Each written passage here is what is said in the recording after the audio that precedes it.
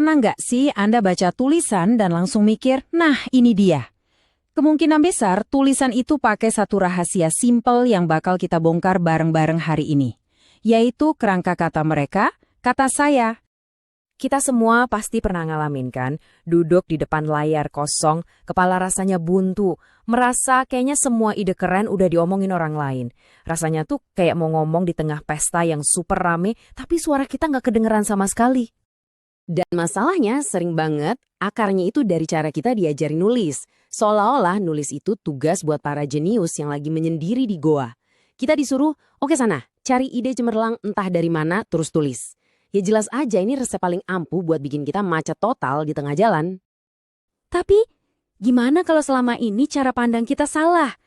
Gimana kalau nulis yang hebat itu bukan soal menciptakan ide dari nol, tapi soal masuk ke dalam sebuah obrolan yang udah ada? Nah, ini dia pergeseran pemikiran yang bisa mengubah semuanya. Dan ini dia rahasia utamanya. Tulisan yang paling ngena itu sebenarnya adalah sebuah percakapan.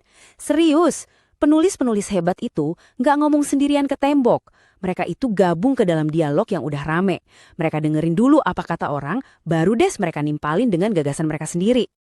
Kerangka kata mereka atau kata saya ini ibaratnya adalah cetak birunya. Anggap aja ini DNA dari semua argumen yang kuat. Jadi Anda mulai dengan merangkum apa yang orang lain bilang, itulah kata mereka. Baru setelah itu Anda sampaikan poin Anda sendiri, yaitu kata saya sebagai tanggapan. Dan ini poin paling pentingnya. Gini, supaya argumen kita punya bobot, harus ada alasannya kan, harus ada pemicunya. Kenapa sih kita harus ngomongin ini sekarang? Nah, dengan mulai dari kata mereka, Anda ngasih pembaca alasan buat peduli. Anda ngasih mereka konteks. Coba lihat contoh super keren ini dari Steven Johnson. Dia nggak langsung bilang, budaya kita makin pinter loh. Enggak. Dia mulai dengan nanggepin asumsi umum.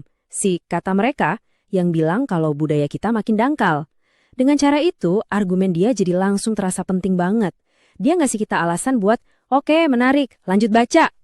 Oke, jadi kita udah dengerin nih apa kata mereka. Udah kita petakan. Sekarang bagian yang paling seru, gimana caranya kita menyampaikan kata saya. Gimana cara kita masuk dan nimbrung di obrolan itu.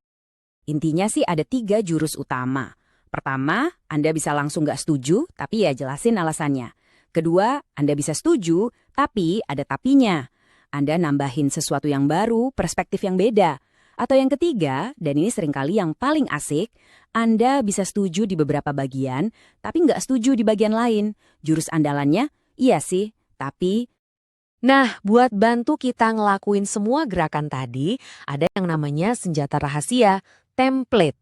Tapi jangan salah sangka dulu. Ini bukan rumus matematika yang kaku. Anggap aja ini kayak titik awal, sebuah kerangka yang ngasih kita bahasa buat bisa ikutan ngobrol. Saya tahu apa yang mungkin ada di pikiran Anda sekarang. Hah, template, ntar tulisan saya jadi kayak robot dong? Atau, loh, ini kan cara nulis anak SD. Itu pertanyaan yang bagus banget. Coba kita bedah ya. Jadi mitosnya template itu membelenggu kreativitas. Padahal kenyataannya justru kebalikannya. Gini deh, coba bayangin. Musisi paling jago sekalipun pakai struktur progresi akor. Penyair pakai aturan soneta. Template itu nggak ngatur apa yang harus Anda pikirkan, tapi ngasih struktur gimana cara menyampaikannya. Ini malah ngebebasin pikiran Anda buat fokus ke hal yang paling penting, ide orisinil Anda. Oke, pertanyaan berikutnya yang juga penting banget. Kalau gitu, ini bukan plagiarisme. Kan kalau kita semua pakai kalimat yang mirip-mirip, keasliannya di mana? Nah, ini dia, bedanya krusial banget.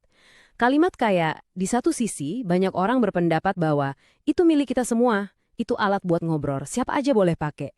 Yang namanya plagiarisme, itu kalau Anda nyuri isinya. Ide spesifik orang atau kalimat unik orang lain, terus Anda masukin ke template itu seolah-olah itu ide Anda. Jadi ingat ya, template itu wadahnya, bukan isinya. Sekarang, ayo kita mundur sedikit dan lihat gambaran besarnya.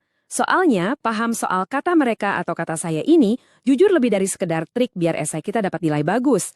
Ini adalah kunci buat jadi pemikir yang lebih kritis dan, ya, warga negara yang lebih baik. Saya suka banget analogi dari filsuf Kenneth Burke. Dia bilang, dunia ide itu kayak sebuah pesta yang udah rame banget pas kita datang. Kita datangnya telat. Jadi kita nggak bisa kan ujuk-ujuk teriak di tengah ruangan. Yang kita lakuin adalah Kita dengerin dulu sebentar, cari tahu topiknya apa. Baru deh kita ikut nimbrung dengan kontribusi kita. Dan disinilah letak pentingnya semua ini. Kemampuan buat bener-bener dengerin pendapat orang lain, apalagi yang kita nggak suka, dan nanggepinnya dengan argumen yang kuat, itu adalah jantungnya pemikiran kritis. Ini cara kita melatih diri biar nggak cuma hidup di dalam gelembung kita sendiri, tapi bener-bener terlibat sama dunia di luar sana.